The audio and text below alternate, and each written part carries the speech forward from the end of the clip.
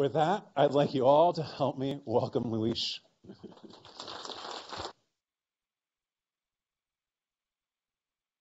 And then for the understatement of the year, a little bit of opinion. Yes. I changed the title of my talk, and in case you were having some trouble visualizing it, there I am, riding my high horse with my nose up and talking to a microphone. Okay, so a warning. This is not going to be a typical scientific talk. So what kind of talk is it going to be?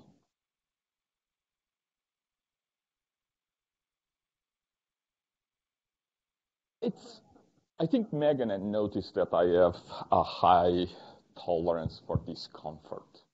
And so when I give talks, I actually get bored if I'm giving the same talk over and over again. And so I try to, almost on purpose, to put myself in situations in which I feel very uncomfortable. And actually, many times the audience, I think, feels uncomfortable too because they don't know what's going on. They really don't know where this is all going to go because it's not kind of your typical talk. And I don't know how many of you recognize that. That's Andy Kaufman. And his entire thing was about making people uncomfortable. And I think there is something to be gained by doing that. I hope.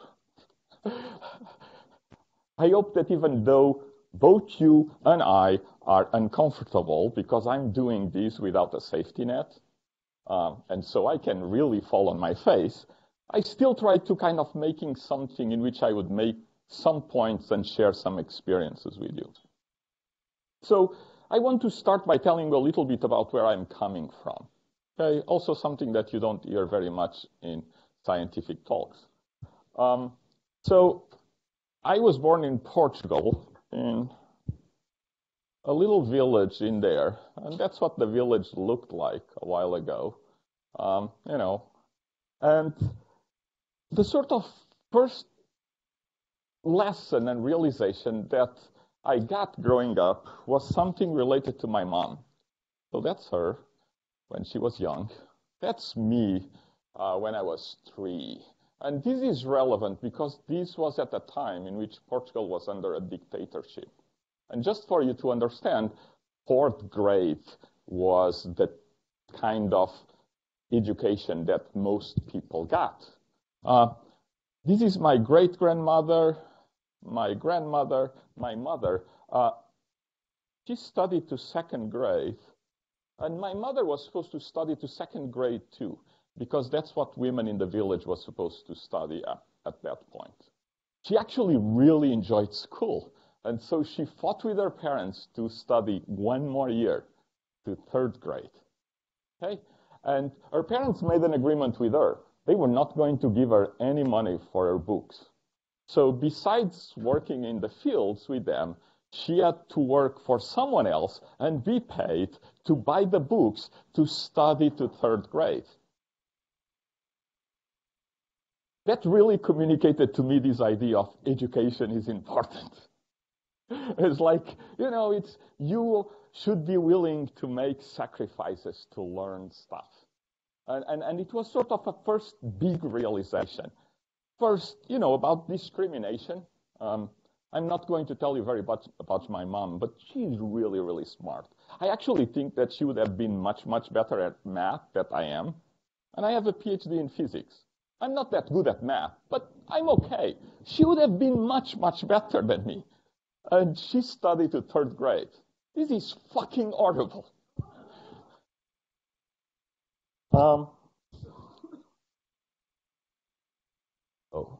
This thing is moving really slow. Okay, so then I moved. When we were about 3, we moved to a place close to Lisbon. And that's what that looks like.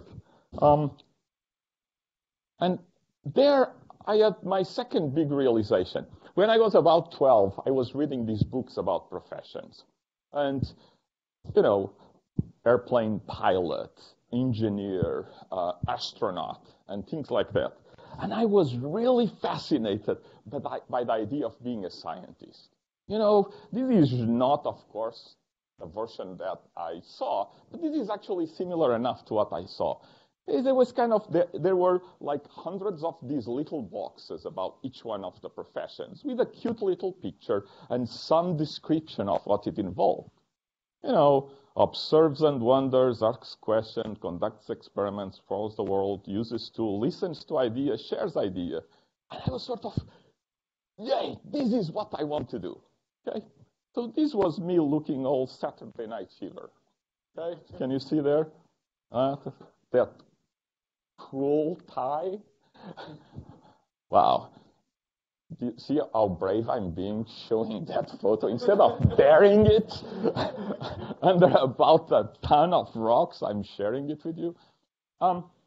So around this time, and was fortunate enough then when I was 6, there was a revolution in Portugal, and actually they decided to increase the level of education. So the level that you were supposed to study in school kept increasing as I was going, and it was always just a little bit ahead of me. So at this time, I was in like 7th or 8th grade, and we had a test, kind of aptitudes, interests, to kind of provide us career advice. I did it, but I was thinking, I already know what I want to be. I want to be a scientist. And I was told that I could be a plumber or an electrician. I have nothing against being a plumber or an electrician, but looking at some of the skills, why didn't they suggest that I be an engineer or a chemist or a scientist? It was kind of related to the third realization. This is the more recent high school in this place where I was living. And one of my friends from school, we were colleagues through most of our lives, he went and got a degree in history, and then he became a professor. And he was a professor of history, a teacher of history in this high school.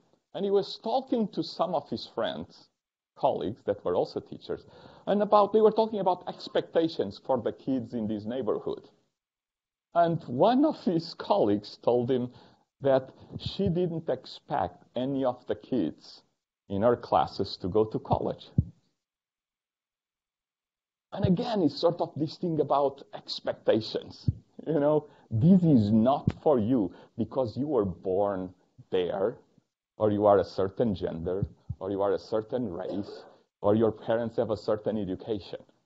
It's the expectation is kind of not this, is this. Don't aim for the stars. Aim for the ground floor, or maybe a basement or a sub-basement or something like that. And so, where did it all got me? Well, it got me self-reliance, which I really appreciate.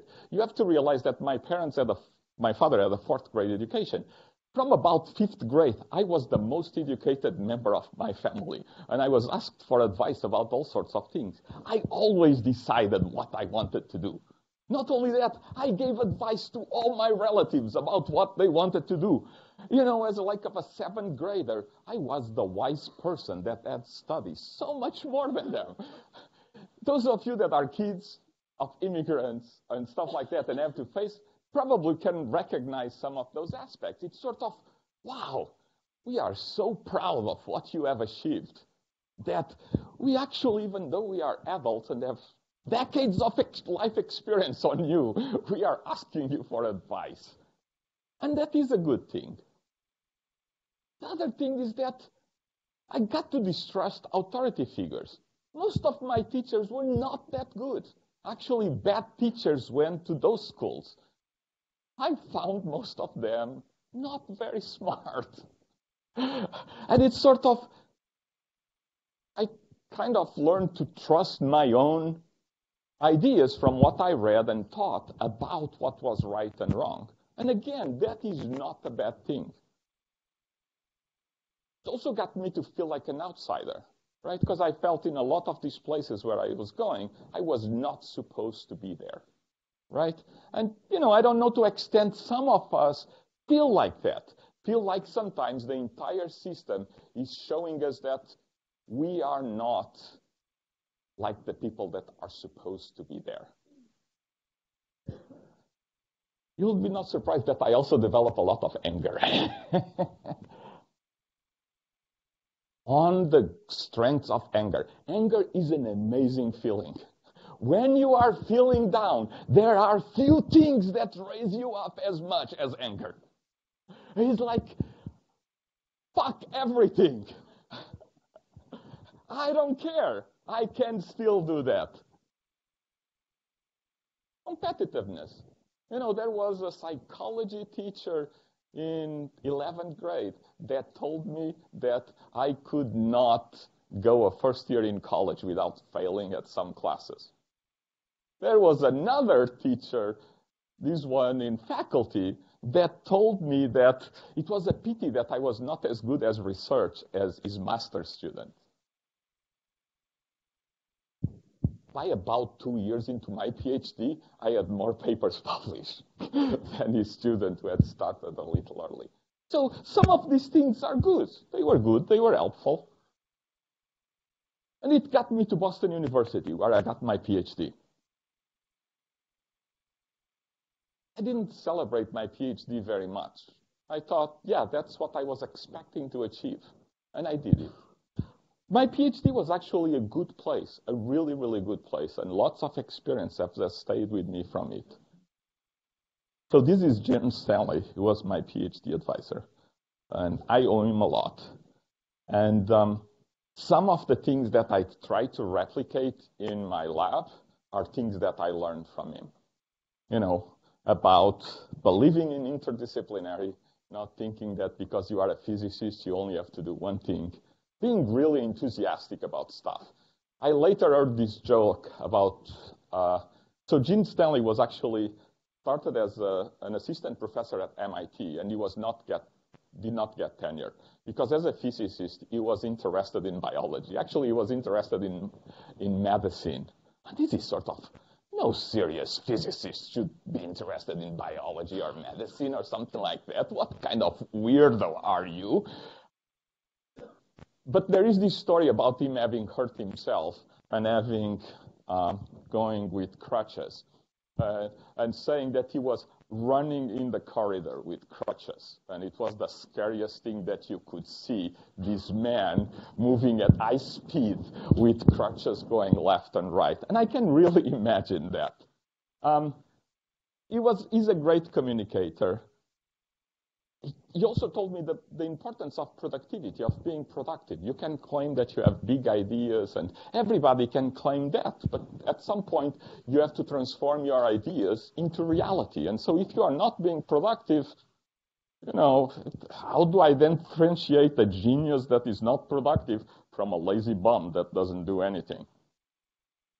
It's tough, right? So being productive is good. And another thing about kind of crafting papers and telling stories.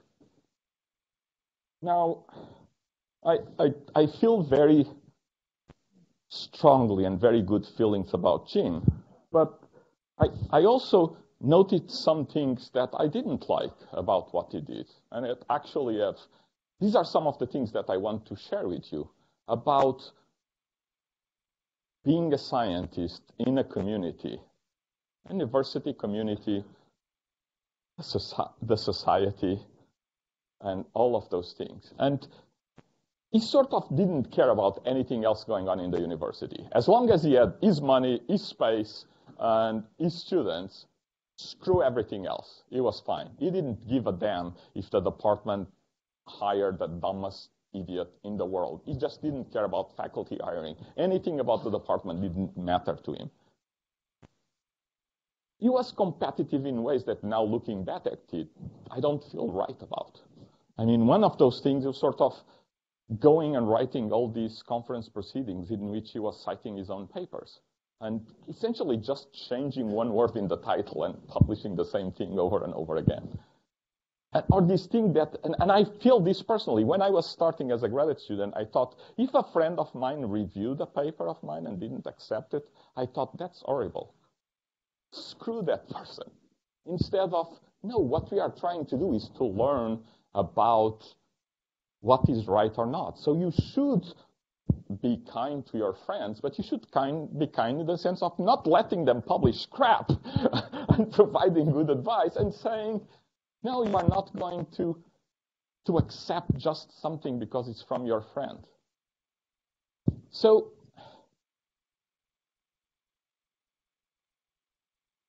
I want to tell you that in spite of those things, Gene was a great role model. And the things that he learned are so very important to me. But it raises this question about lots of unhealthy behavior going on. And so let's look at some of these people. Okay, James Watson. Okay, he won a Nobel Prize. This is a famous photo of Crick and Watson.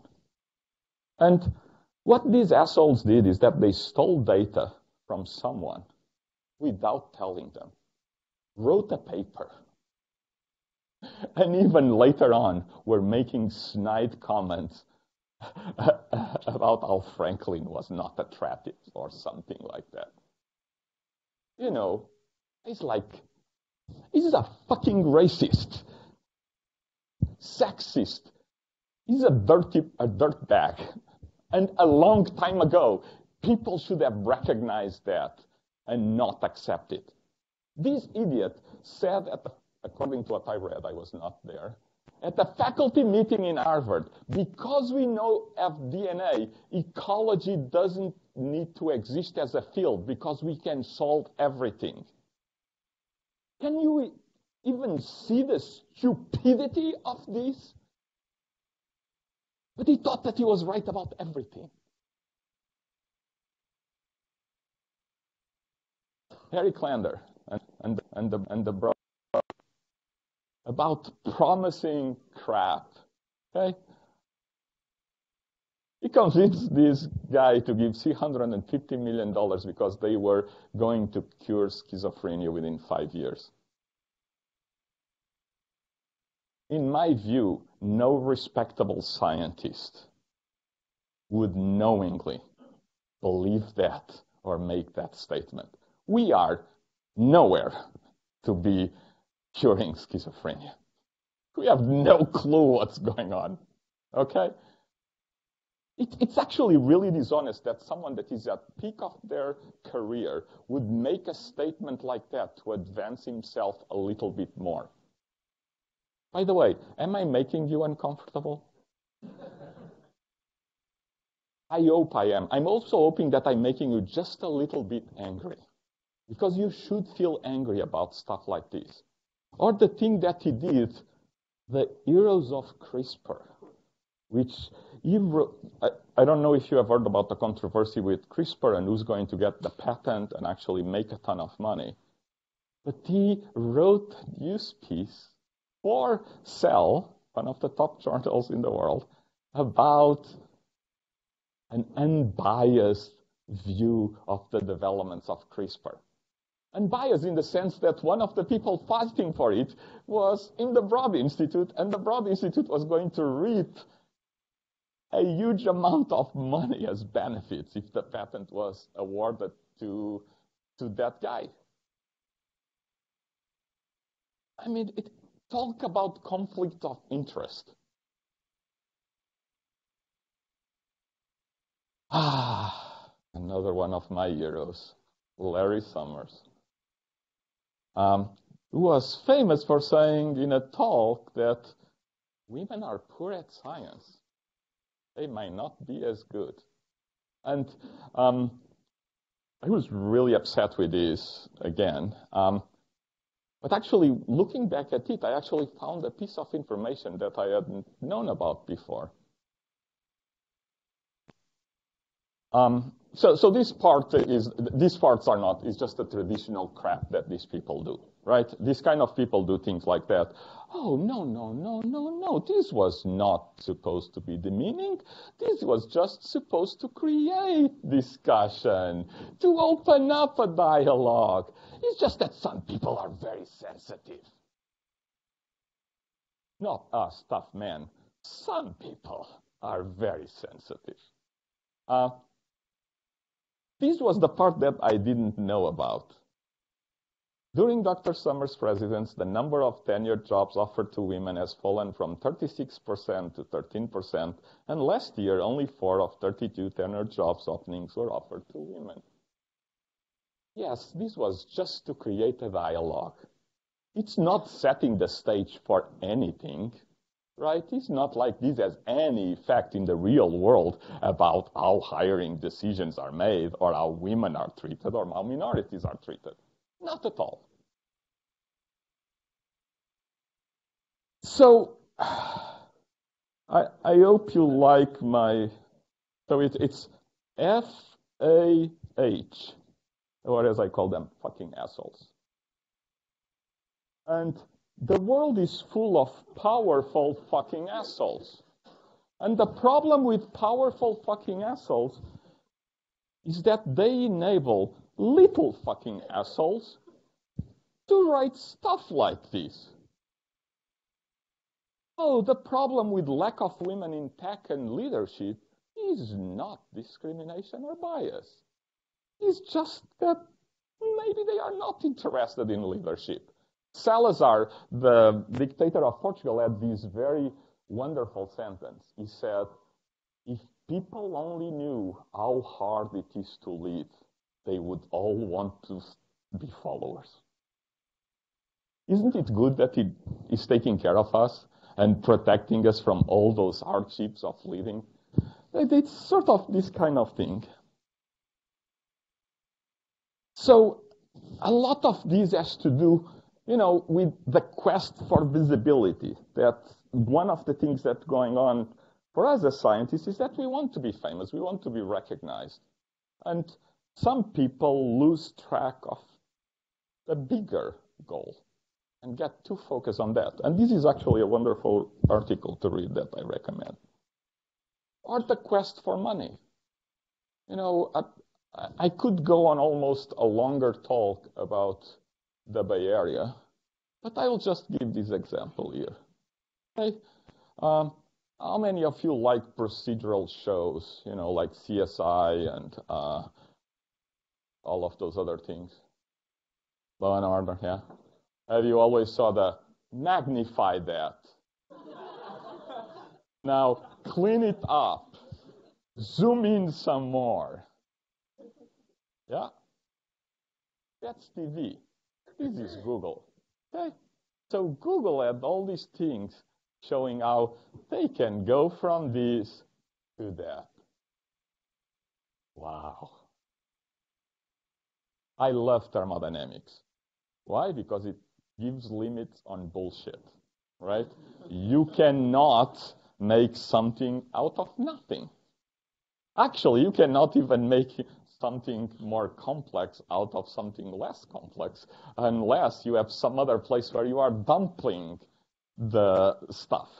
Okay? So, it's extraordinary. I mean, Google, those people are so smart. The things that can do 4x4 or something like that, and now they get that beautiful picture. So what's going on? Well, what's going on is that they start with a big collection of pictures. They decrease the resolution, and then they say, oh, when I look at a pixel like this, when I had looked at many pictures, on average, it looked like, which one did I choose? Well, let's say this one. It looks like that. So I just go and replace that 1 pixel by 4 pixels. That is the average of something else. And people that don't know anything about measurement look at this and say, wow, isn't it amazing how similar they look? There is a woman with red lips here. There is a woman with red lips there. She has hair in one. She has hair in the other. How did they do that?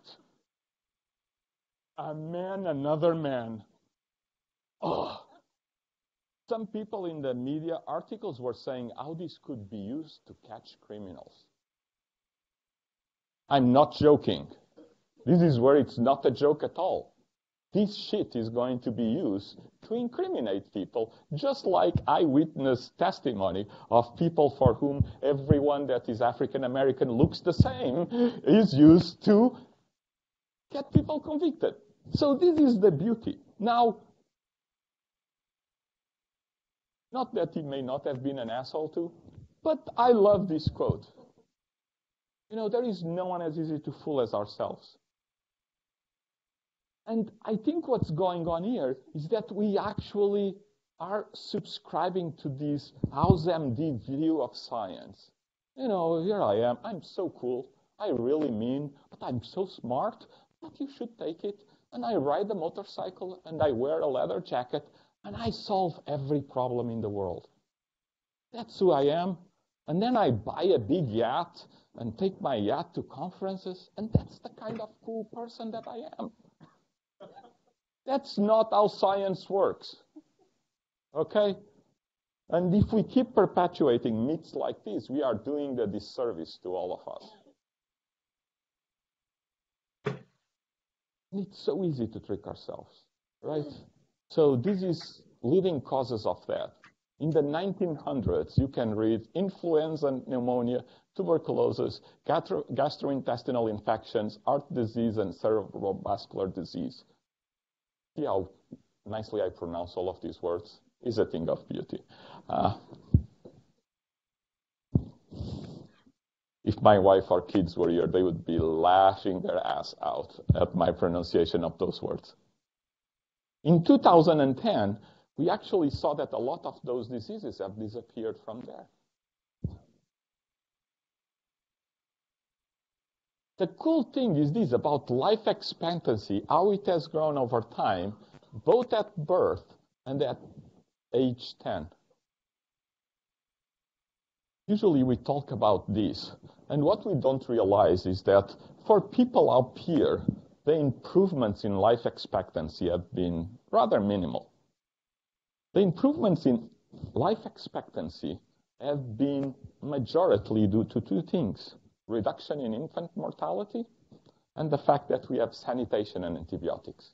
Okay? We are not throwing our trash on the streets, and we have potable water coming into our houses. Okay? Medicine has made contributions. The contributions are in those little amounts. Okay? There was a study about improvement in survival of cancer. Most of it is because we are now actually able to detect cancer early when it's treatable. We emphasize the wrong things, the ones that give minute improvements, but that can make some companies a ton of money. Many times the solutions to our problems are not a magical technology. It's actually just doing something somewhat different. And if we know that, maybe we stop obsessing about the giant discovery that this fellow or that fellow made that is going to revolutionize the world. Because very likely it's not going to revolutionize the world. The little things are going to revolutionize the world. So what am I aiming for? When I was thinking about aiming, I thought about writing a lab mission and say what I want to do with my students. And a big important part of it is this: to train students to conduct careful, and at the time I hadn't wrote honest, but actually as I was preparing this talk, I realized I need the word honest in there. Careful, honest, thoughtful research in collaboration with scientists from a variety of disciplines. And I think this is the important thing. It's sort of, if we focus on a small sliver of science, we think that we know everything and what is important and what is not. And we actually stop paying attention to the things that are actually important, that make big changes. And that is a big loss. So, one of the things on which we do research, and now the talk is going to start to look more like a traditional talk, only half an hour into it. So this was a kind of extended introduction. Hopefully you are all still awake. I'm interested in science of science and understanding how can we do better science. And we published some paper, actually Brian Uzi, who is co-director with me of NICO, and we looked at how team composition could change the impact of what you work. And one of the things that we discovered is that as the number of new collaborations increased, the impact of the paper also increased. This is published a long time ago, so I will not go into details. The message was simple. If you keep collaborating with the same people over and over again, you stagnate. It's good to get inputs from others because they can kind of push you in different directions. Another one was, for instance, what is the role of mentorship? And what we did here is we looked at mentorship in math, and we asked, what was the impact on the trainees of a certain person in terms of how successful they were? And in this one, we divided the trainees into 3 groups, one that had trained during their career fewer than 3, ones that trained 3 to 10, and those that trained more than 10. And we looked at different stages in the career. And the thing that was surprising and sort of counterintuitive is that the people that had trained fewer trainees actually seemed to have done better for them. Those had higher outputs. The ones in the middle did the middle stuff. The really interesting thing was the ones that had more of their trainees. And earlier in their career, they did better for their trainees. In the middle third, they didn't do anything above or below, but actually in the last third, they did less well for their trainees. So none of you should come and work with me, because I think I'm entering the final third of my career. I'm sorry. Why the heck am I showing this crap?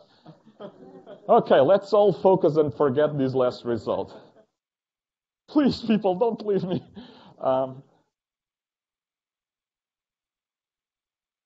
Another thing that I was interested in is sort of the role of bias. And this was a study that we did in which we looked at a bunch of disciplines. And this is sort of tricky, but it's important, and I want to spend some time on it. So what we are looking at is the average number of yearly publications. And because different disciplines have different average numbers, what we are doing is actually calculating a z-score with regard for the entire set. And then we are looking at the difference from women to men. Okay? So negative values mean that women, on average, publish less than men. That is a fact that is known, right? Over their career, women are publishing less than men. What is interesting is to try to figure out why. So we had this crazy idea that maybe in disciplines in which you need more money, women are at a disadvantage because probably still, but definitely until that MIT study that looked at space and all of that stuff, women were being given less resources, less startup money, smaller labs, space, and all of those things. And I tell you, I would love to have done this for minorities too, but the situation with minorities is so dire that there is nowhere near any data to get statistical significance on anything. I have no reason to doubt that the situation is at least as bad, if not worse. But so the point is that we can go here and look at this publication rate versus resources. And this is a log scale. And this is essentially measuring how much money per PI per year people in those departments. And these are all for top universities. So we are not comparing, Harvard with University of Wisconsin-Milwaukee or something like that. Okay, so as the requirements increase, the difference in publication rates seems to increase. Now, I don't know about you, but at least to me, even though this is only a correlation, it makes some sense.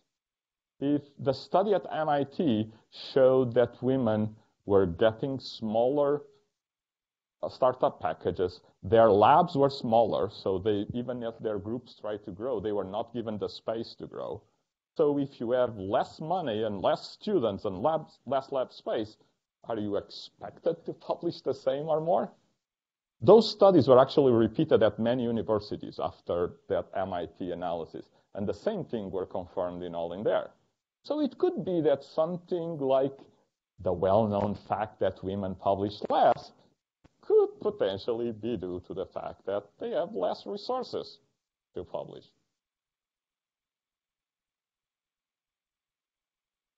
The other thing that we looked at was, okay, one thing is publications, another thing is what the impact of those publications.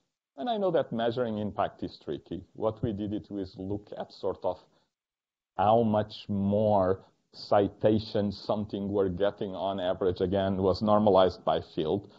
And that the difference between men and women. Now, positive numbers mean that publications from women have greater impact than publications from men. Okay? So, what did we try to correlate these differences in impact with?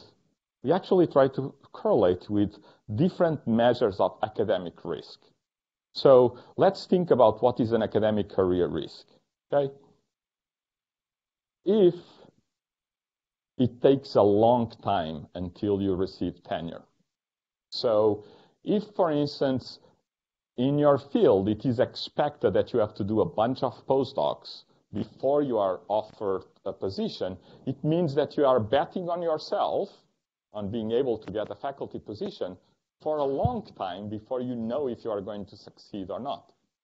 So the length of this transition increases the risk. The longer it is, the riskier it is. Actually, ecology is terrible. It's about 12 years from publication of your first paper until you make a transition to a PI. Okay, so you publish your first paper, which probably occurs somewhere in the beginning of your PhD, and that it's 12 years until you do the transition to independent. Another thing is, if you fail in your attempt to get a faculty position, are there many career options? So one way that you can see is, where do people that get PhDs in these areas get jobs? Do they get jobs just in academia, or are there jobs also in government and in industry and things like that? Again, ecology is terrible. You have two options: academia, government, and nonprofits. There are essentially no jobs in industry. Chemistry is great. There are lots of jobs in industry.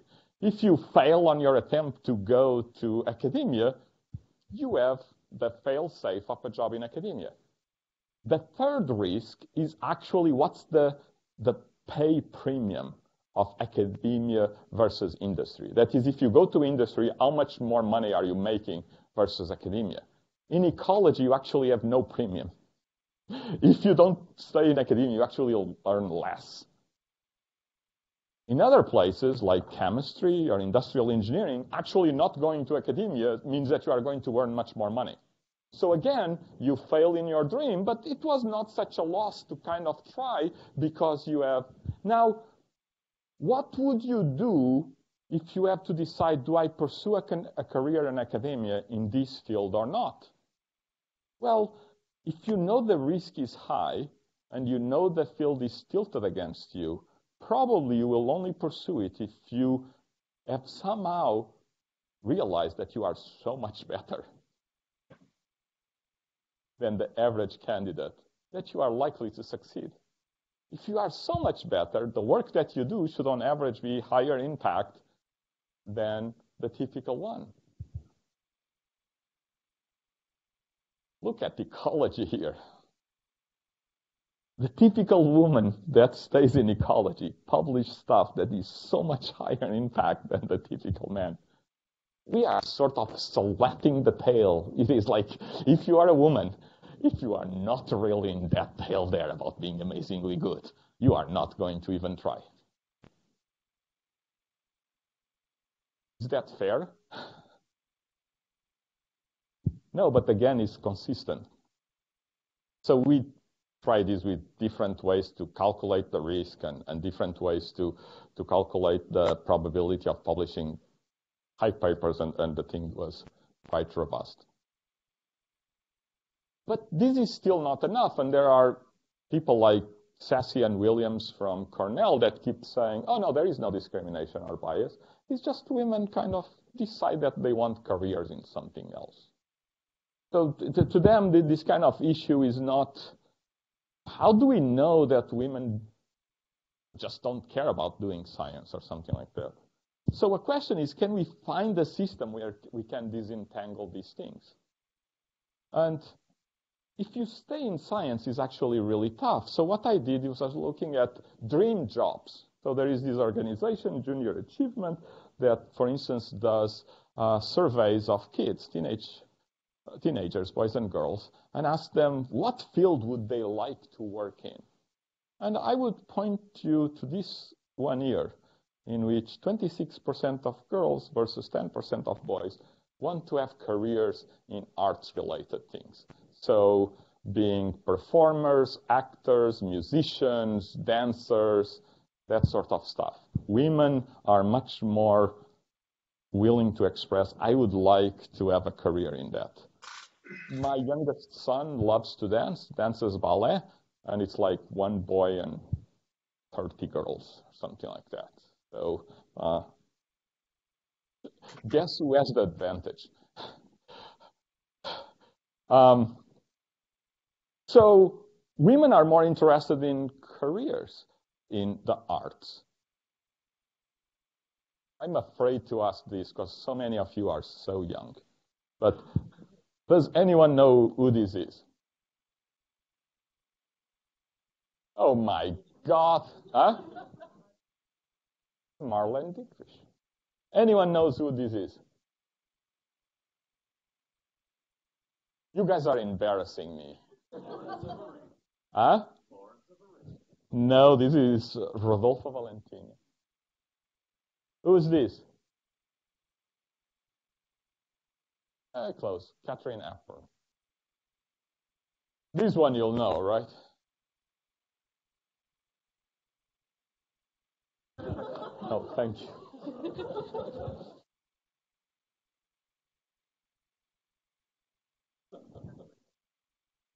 Is just me or this is pathetic, Bill? It's not. They are all much older than us. This is really a cultural change that people don't watch old movies anymore. Okay.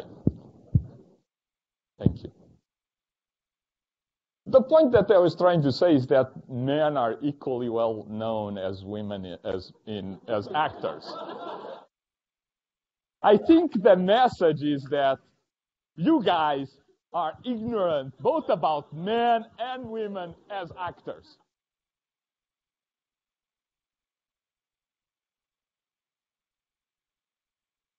I expected many things to bomb in this talk. That slide was not the one I was expecting to bomb. It's shameful. Yep. Oh, he's right. Who the heck are those people? Yeah. My son is always talking about this. Yeah, I don't know. Okay, so the point with movie casts is that women definitely want to have that career. If anything, they want more than men. Many women, just as men, are recognized as extraordinary actors. Meryl Streep? Jennifer Lawrence? Am I getting some yays? I recognize those names here. I'm really afraid now.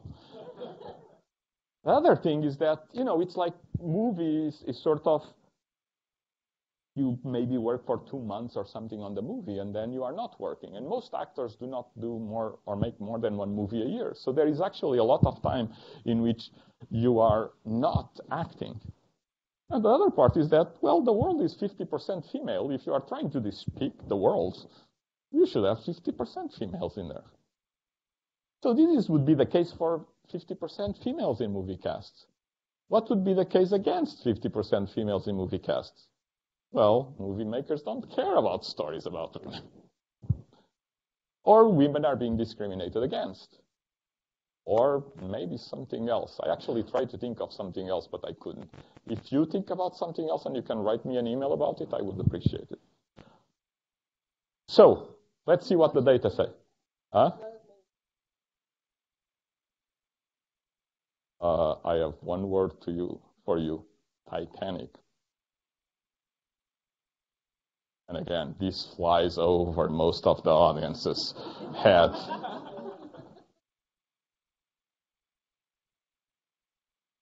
Yes, I'll go. Let me go. You at least recognized what I said, right? Oh, you did? Okay, good.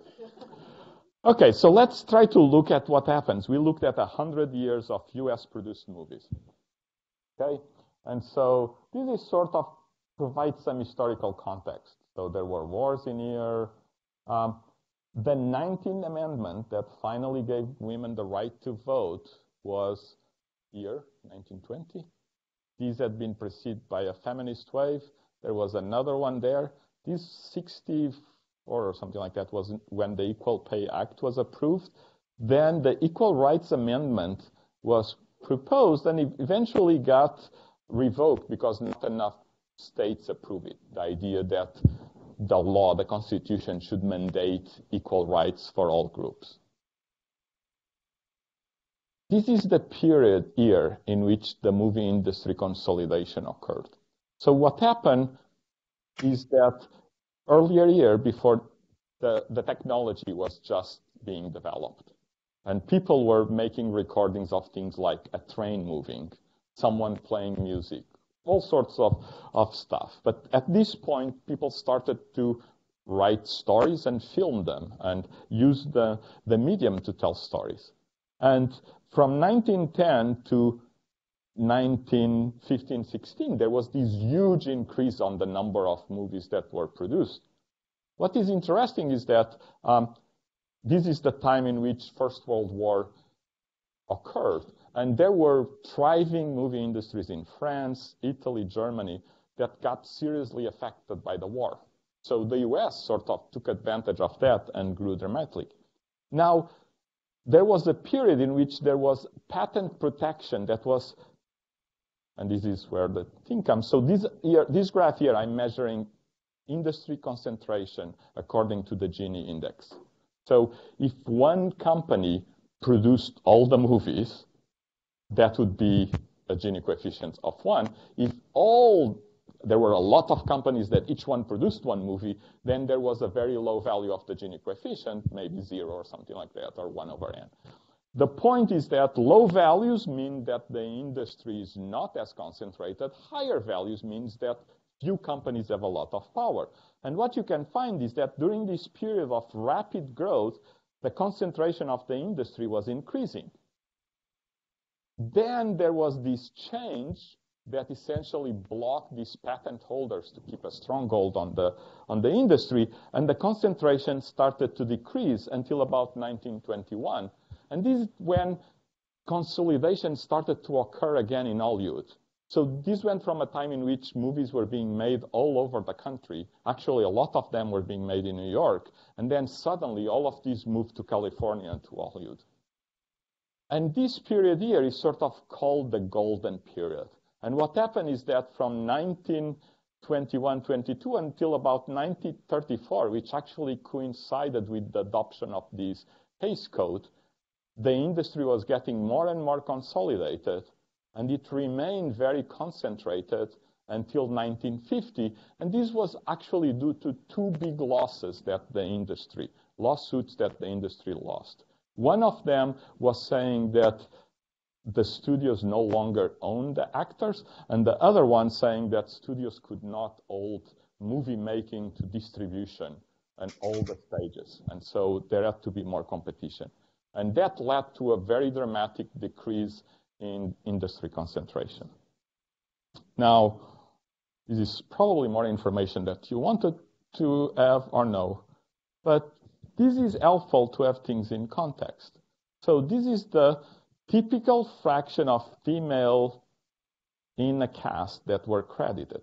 And the interesting thing is that earlier on, 1910, it starts very high. And then it decreases, and then it stays low, then it increases again and stays. And you can see that there is this stagnation. What is really dramatic to me is that this stagnation is at a level that is below the level of female representation in 1910. Okay? All the progress, and we are not back where we were. This is writing scripts and stuff. Actually, there is this big increase of women into this until about 1920, and then a decrease, and again, nowhere there. Directing is really pathetic. So it rises to about 4%, and then it goes down to literally about 0. And it stays there until the 60s. Producing had gone to an even higher peak, decreased even faster, and stayed down. So in all of these, there is this area in which things were just going down in terms of female representation. So it's not that there has been an improvement. Actually, things got worse and stayed bad for a long time. Why? Oh, and you could say, well, maybe the types of movies that were being done changed. In all of the types of movies, you see this kind of vaulting. So that doesn't explain it. This is here the period in which those bad things were going on. And what you can do is you can ask, what was going on with the big industry studios versus the other ones? And so the orange line here is the average from all movies. The gold one is the ones from the main studios. And what you find out is that in the main studios, the number of female producers is actually much lower already, and it remains pretty much lower than the average. So the big studios that had the big power in making most of the movies were actually excluding or not including females as producers. And it's not because they were not available. They had been available here, right? Not that there were no female producers available there. It's just someone decided that they didn't want to have female producers in their movies. Not only that, but the same thing was going on with casts, with writing, and with directing. Now, the interesting thing, and this is what some people have used as an explanation that the studio system is actually good for women, is that after about 1927, 28, these studios actually have larger representation of women. And that seems great. But you know what happened? Is that before here, everybody did all sorts of movies. Once you got into the big studio system, the big studios took the A movies and the independents took the B movies. The B movies actually are types of movies that have fewer percentage of females in the cast. Maybe it's a war movie, maybe it's a crime movie, or something like that. And that's why they appear above, because they are doing the comedies and dramas that typically already have more female representation than the others. And you can do multivariate regression to see that this holds, that producers and directors have an impact on selecting the fraction of cast. And you can look at all actors or actors that are credited. You can look at writers and all of that stuff. If you want to see graphically, you can see that as the fraction of female producers increases, the fraction of actors that are female also increases, for both cases. So what was going on? Producers have a high impact on the decisions made. And so if you look at what's happening with producing team size over time, what you find out is that teams that involve females are bigger. It's sort of, they incorporate more diversity.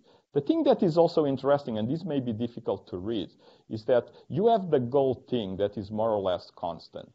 Okay? This is the actors that make the transition to directors.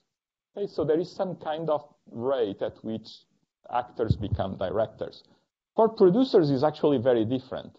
It goes up a lot, then it decreases, then it goes up, then it decreases, then it goes up, and then it remains constant. These periods here is when the industry is growing, so you have a lot of actors that become producers because they were becoming famous. This is about the time that the industry lost the lawsuits.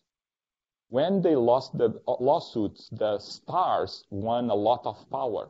So they could start saying, I want to be involved in producing this movie. An example was sort of the things that Jane Fonda produced. Who has heard of 9 to 5? Yeah. I mean, you know what that movie is about. If Jane Fonda had not produced it, it would not have happened. So this transition actually was what led to women being able to, and I'm going to skip this because I'm already over time, and I'm going to finish with the lessons. Okay? And this, I think, is very important. History, no matter what history, the history of science, the history of an industry like the movie industry, is used to kind of set what the future looks like, right? We are talking about, weren't the 50s great, right? It's written and rewritten in the present, and the powerful people are the ones that are writing it. So we hear from powerful white men about how the 50s were such a great time.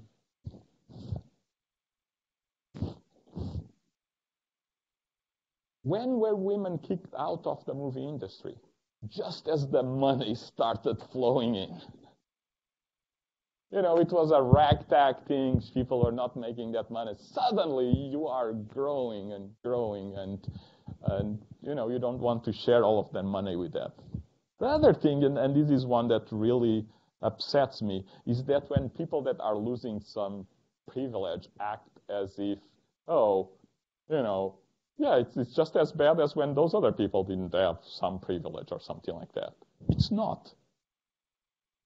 Also, discrimination is still real and ongoing. The movie industry, as an example in which, there is no reason why women shouldn't be at the same level of representation of male, is stuck. And I wonder if the Me Too movement is going to have an effect on that or not. But if nothing happens and no one does anything, it's going to stay right where it is. And the final one is that you actually can do something about, right? You are a scientist, but you are also part of the scientific enterprise. And one thing is trying to discover the truth, how the world works, and another thing. But another thing is actually to make sure that we are all making good decisions about how we proceed on those things. And if we don't talk about it and we don't accuse people of bad behavior, nothing is going to change. That famous professor that moved from North Carolina to Princeton got released after about 3 or 6 months and then went to the University of Chicago, and 1 year later got fired, and it turned out that he had been sexually harassing people in North Carolina. He was harassing women again in Princeton. He did such a good job that he didn't last even a year there. University of Chicago still hired him, and just this is amazing. He had just arrived. There was a retreat for the department, and he immediately harassed some females at that retreat. I mean, honestly, can you believe this, that someone feels like they can do this? I'm just thinking about all those cowards that didn't say anything or ignored that and didn't share and hired this person and exposed people to this kind of behavior. If we don't talk and expose these right away, these things are going to continue to happen. Thank you.